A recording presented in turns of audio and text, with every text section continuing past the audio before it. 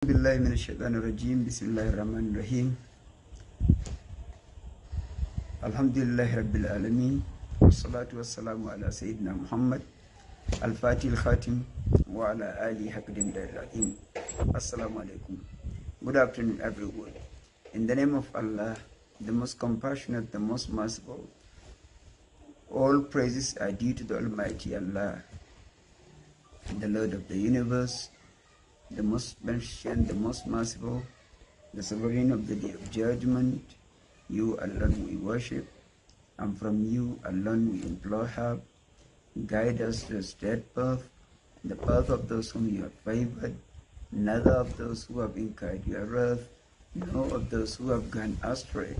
O Allah, maintain your praise persistently upon our chief and master Muhammad, the key to that which is closed, the seal to that which is past, the upholder of the truth by the means of truth, the proper guide to your straight path, and upon his family according to his eminence and his great honor. Assalamu alaikum. Once again, good afternoon everyone. I am back on my series of lectures on the topic, the Divine Mandate series. If you can remember, in the last session, we are discussing the period of Prophet Noah. Prior to that, we did mention that Prophet Shisu was the first prophet ever to be appointed among the children of Adam.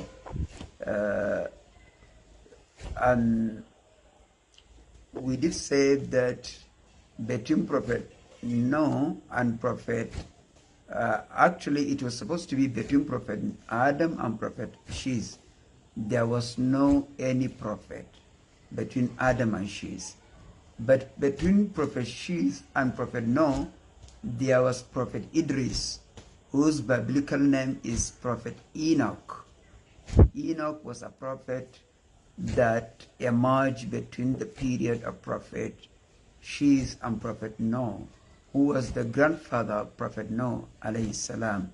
The Almighty Allah said in the Holy Quran in the chapter Surah Maryam, A'udhu billahi minash shaitanir rajim, واذكروا في الكتاب إدريس إنه كان صديقا نبيا ورفعناه مكانا عليا صدق الله العظيم.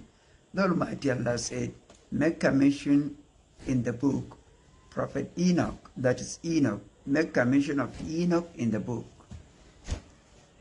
for he was a prophet, a righteous prophet of Allah, and we raised him to a high ranking position.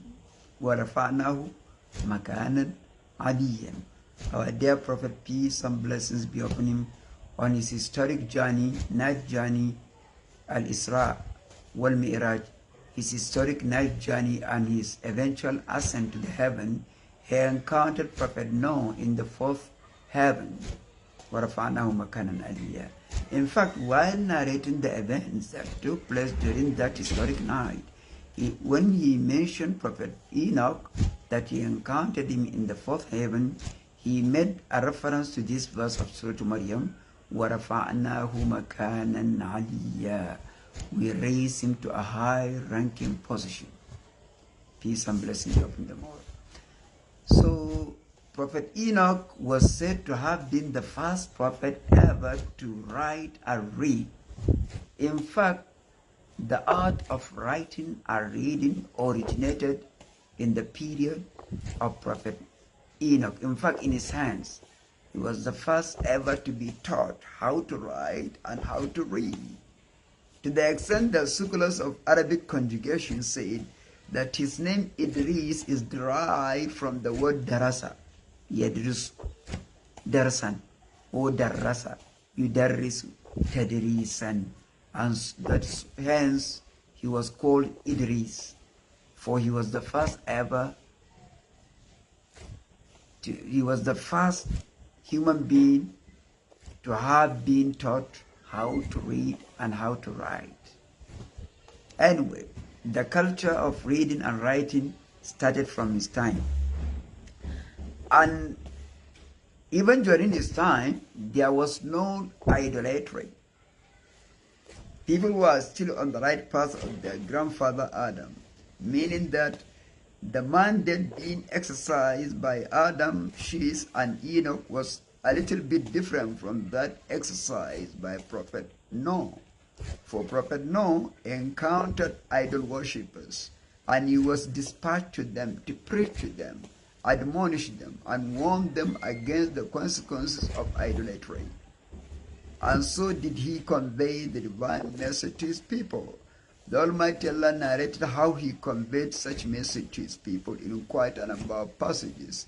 The first of which was in the chapter Surah Al-A'raf, where the detailed account, or rather a relatively detailed account of how he conveyed his message to his people was provided in that chapter. Earlier than that, only his name was mentioned, just like we did mention in the last episode in the chapter of Nisa. The Almighty Allah made reference to him by saying, Inna awhayna ilayka kama awhayna ila Nuhin wa nabiyina min ba'di wa awhayna ila Ibrahima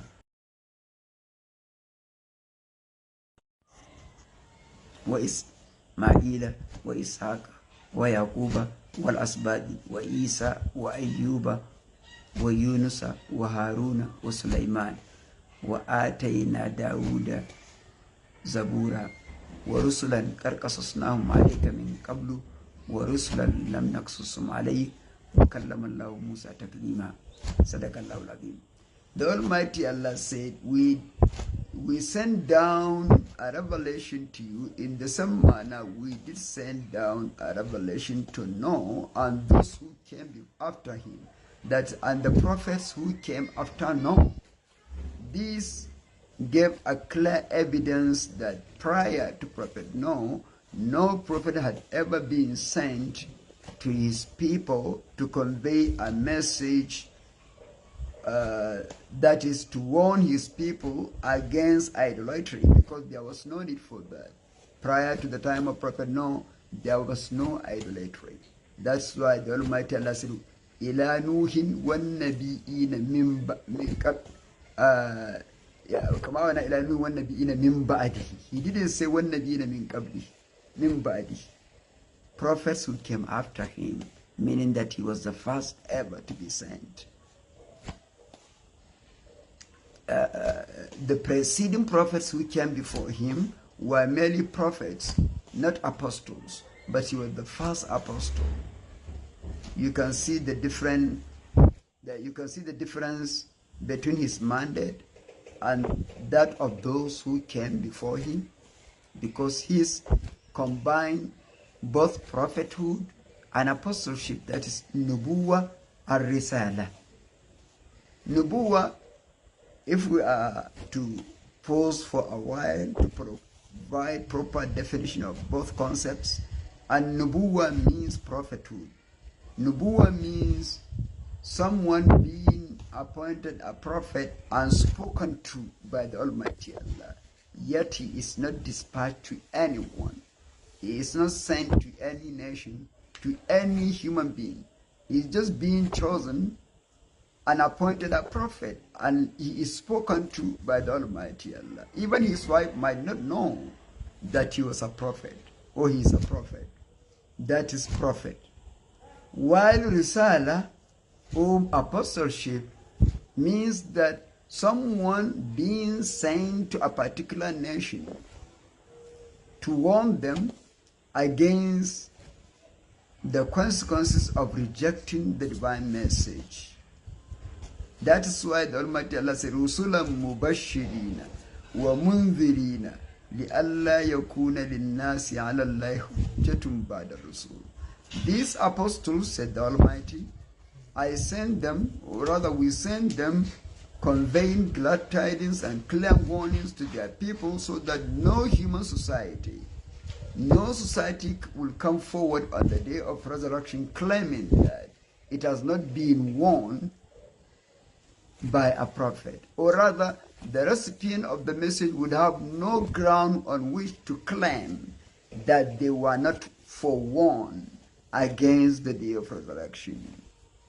So you can see, he didn't say Nabi'in, he said Rusulan Mubashirina, meaning those conveying messages.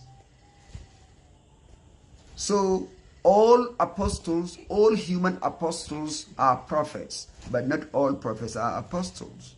كل النبيين رسل وليس كل الرسل.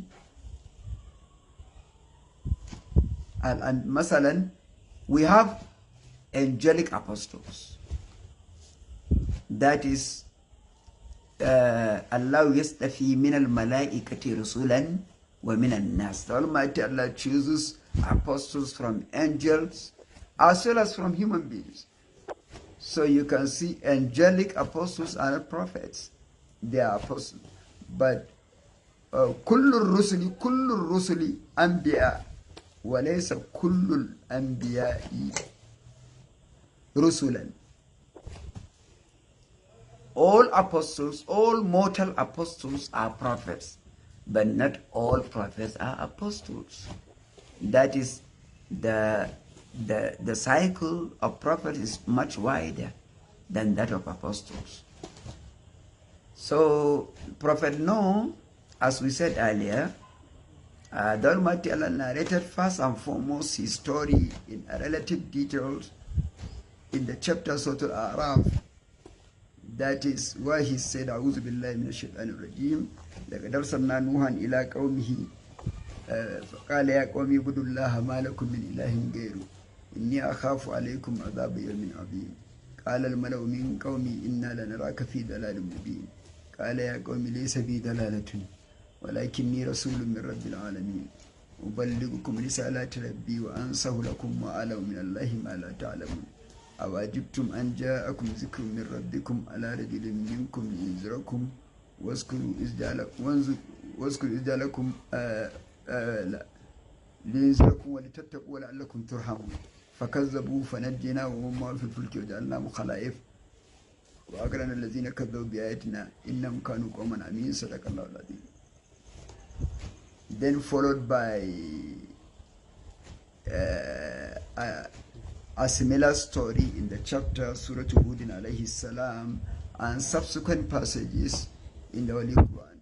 The last of which, with relative details, is the one in the chapter Surah Al-Qamar, where the Almighty Allah said, كَذَّبَتْ قَبْلَهُمْ قَوْمُ نُوحٍ فَكَذَّبُوا عَبْدَنَا فَقَالُوا مَجْنُونٌ وَازْدُجِرَ فَدَعَا رَبَّهُ أَنِّي مَغْلُوبٌ فَانْتَصِرْ ففتحنا أبواب السماء بماء منهمر وفجرنا الأرض عيونا فالتقى الماء على أمر قد قدر وحملناه على ذات ألواح ودسر تجري بأعيننا جزاء لمن كان كفر ولقد تركنا آية فهل من مدكر. صدق الله العظيم.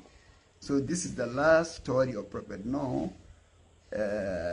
as far as the serial arrangement of the chapters of the Holy Quran is concerned. And the first of which is in Surah Al-Araf, and the last one is Surah Al-Qamar. And you can see, if you were to comparatively analyze the passages, that if we were to conduct comparative analysis of the passages that discuss the story of Prophet Noah, we can see some of the passages will concentrate on the engagement between the Prophet and his people, and some other passages will rather focus on the consequences of their rejection of the message, and another part will concentrate on the struggle of Prophet Noah in order to make them understand that this message is the only way for them to secure salvation as far as the life of the hereafter is concerned. In fact, for them to secure salvation in this world and thereafter, they have only one choice, that is to follow the message. If we are to start analyzing the first episode in the chapter Surah Al-Araf, لقد أرسلنا نوحا إلى قومه فقال يا قوم اعبدوا الله ما لكم من إله غيره. Call to remembrance, oh, certainly we have sent Noah to his people, and he told them, O my people, Ubudullah, worship the Almighty Allah, besides whom you don't have any other deity. ما لكم من إله غيره. Besides whom you have no any other deity to worship. إني أخاف عليكم عذاب يوم عظيم. For I fear for you. I fear for you the punishment of a great day. That is the day of resurrection. يوم عظيم. What was their response? That is in this passage. They say, قال الملأ من قومه إنا لنراك في ضلال مبين. The elite class of his people were the first to respond to his message. That they were the first to give an answer to this message. The leadership of that society. قال الملأ من قومه إنا لنراك في ضلال مبين. Certainly, as far as we are concerned, you are in an obvious misguidance. You are being misguided. You claim to be mandated to guide us to the right path. But unfortunately, they said for them, he is in an obvious misguidance. Inna lanaraka fi dalalin mubin, a manifest misguidance. And what was his response? Would he shout at them? Would he yell at them? Would he do what? Just because he was mandated by God to speak in his name? No. What did he say? Did he sound provocative? Did he sound provoked? Of course, their attitude were quite provocative. But was he provoked?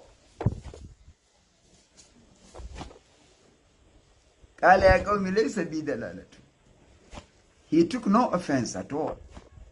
He said, oh my people, I am in no way, that is, I am out of harmony. I am not in any way on the same page of misguidance, with misguidance.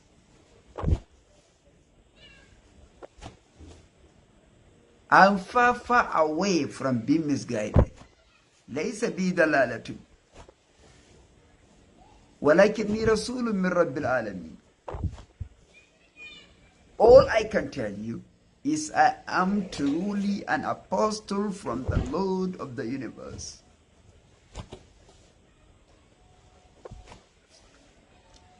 أبلغكم رسالات ربي وأنصح لكم وأعلم من الله ما لا تعلمون. أبلغكم رسالات ربي. I am here to deliver the message of my Lord to you. وأنصح لكم, so that I can give you a good advice. That is, I will counsel you. I will give you a good counseling. وأنصح لكم وأعلم من الله ما لا تعلم. For I know from my Lord, from the Almighty Allah, what you don't know. I am being endowed with a special knowledge by the Almighty Allah, of which you know nothing. ما لا تعلمون. أوعجبتم أن جاءكم ذكر من ربكم على رجل منكم لينذركم ولتتقوا ولعلكم ترحمون. Are you surprised? Are you amazed by the fact that that an admonition came to you from your Lord through a human being, a mortal? Ala rajulin minkum, a mortal from you, a human being, someone who happened to be your brother. لِيُنْذِرَكُمْ, so that I will give you a clear warning. وَلِتَتَّقُوا, so that you may exercise piety, you may be pious. وَلَعَلَّكُمْ تُرْحَمُونَ, and by so doing, you will be given, or you will receive the divine mercy. لَعَلَّكُمْ تُرْحَمُونَ. And what happened eventually? فَكَذَّبُوا, they disbelieved him. فَنَجَّيْنَاهُ وَمَن مَّعَهُ بِالْفُلْكِ, And we delivered him along with him all those who believe in him. وأغرقنا الذين كذبوا بآياتنا, and we drowned those who disbelieve in our veritable signs. We caused them to drown in the flood. The flood consumed them all. مما خطيئاتهم أغرقوا فأدخلوا نارا فأغرقناهم فكذبوا فنجيناهم وجعلنا الذين كذبوا بآياتنا. We delivered him along with those who believe in him, and we made them heirs in the land. That is, they inherited the message, they inherited Prophet Noah after his departure, although that was restricted only to his children, Sam, Ham, and Yafith, the three of them. So here we can see how this is only one out of quite a number of passages where the story of Prophet Noah is being discussed in the Holy Quran. So inshallah, when we come back in the next session, we are going to continue with this relative analysis of the passages that discuss the story of this great prophet, so that we can see how he exercised the mandate which is the mandate conferred on him by the Almighty Allah. That is how to speak, how to speak in the name of God, how to convey the divine message to his people. Allahumma salli ala Sayyidina Muhammad al-Fatih lima ughliq wal khatim lima sabaq nasir al-haqq bil haqq wal hadi ila siratikal mustaqim wa ala alihi haqqa al-daril azim subhana rabbika rabbil izzati amma yasifun. Assalamu alaikum.